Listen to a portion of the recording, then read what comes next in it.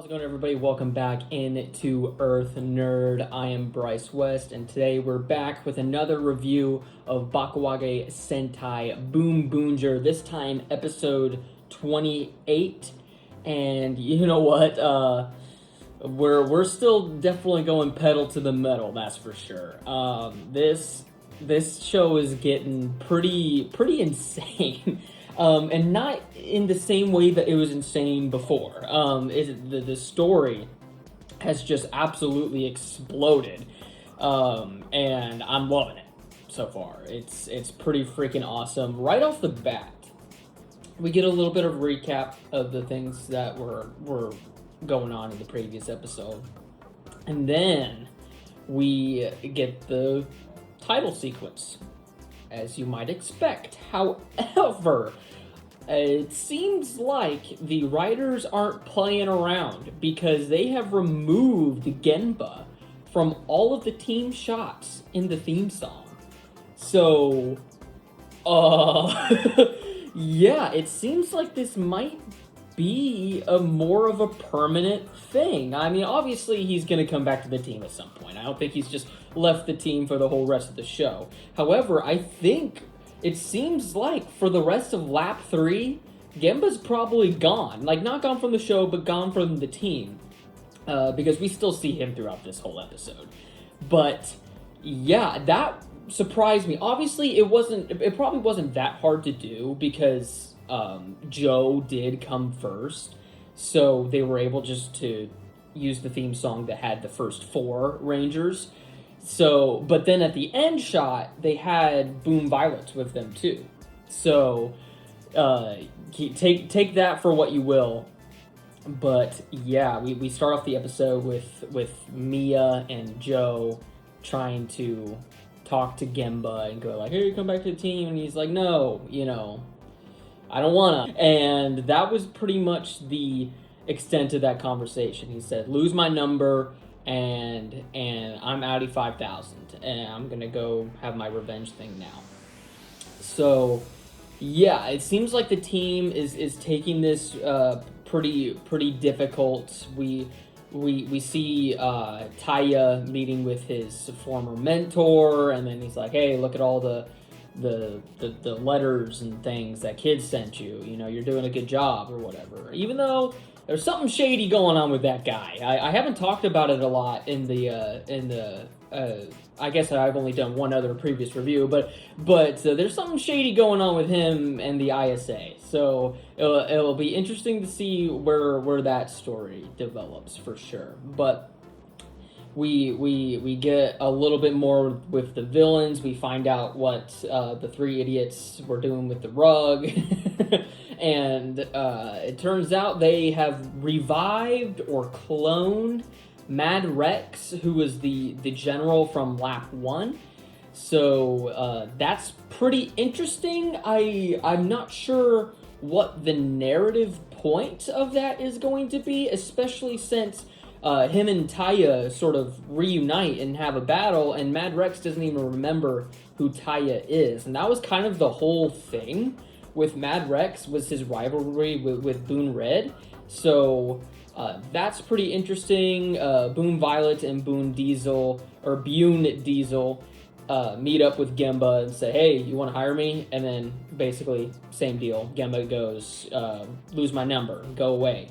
And so that's pretty much it for that. But the entire episode is basically just about the team dealing with the loss of Genba, or Genba leaving the team. This is mostly a Boon Black focused episode, and the neon sign villain that feeds restaurant goers gasoline, he gets really mad at him and saying, "How dare you play with the hearts of these innocent civilians?" And then I'm just kind of sitting here going like, I feel like all of the villains have been doing that. It felt like it did kind of. I love Joe, by the way. He's one of if not my favorite character in the show so far. But it really felt like we got to get this guy angry somehow. So it felt sort of kind of like a reach, because the villains have been toying with the humans this entire time, and then this is kind of where he just decides to absolutely lose it, and he absolutely loses it. I mean, I know there's a lot of emotions going on, with Gemba leaving the team too, and stuff like that, but it really just felt like, we gotta get this guy mad, so he's gonna get mad for this reason.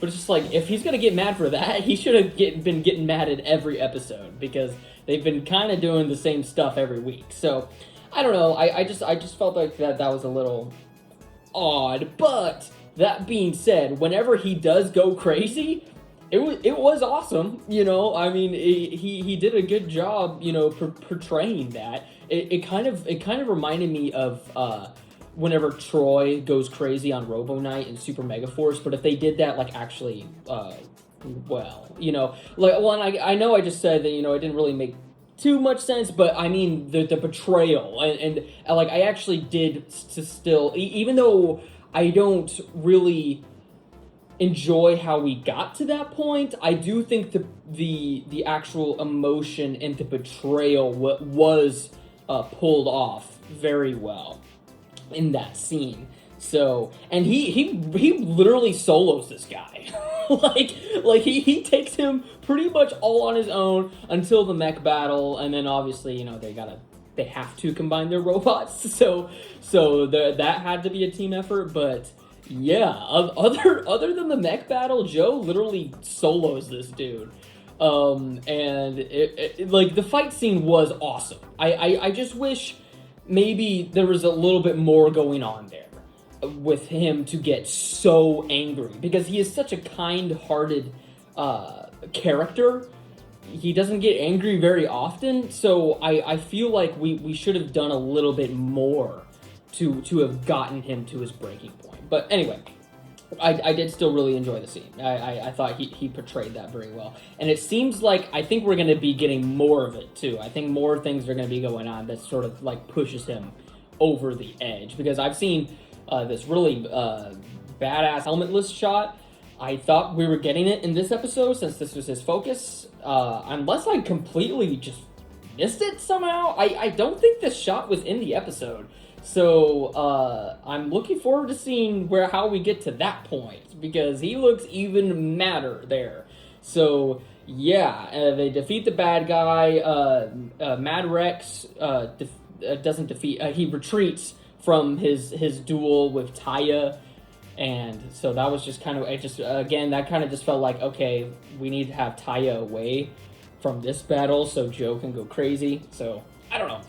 And then to close off the episode, we I don't know, Boom Blue's up to something. I don't know what's going on, but I don't remember them teasing something with him going on. This might be the first time we're seeing him meet up with this person, but yeah, there's something fishy going on there too. I mean, everybody's got something fishy going on except for maybe Pink. So yeah, it's interesting to see. Things are building up. We're over halfway through the show. Things are happening. People are going crazy. I am really loving Boonboomger right now. Throughout.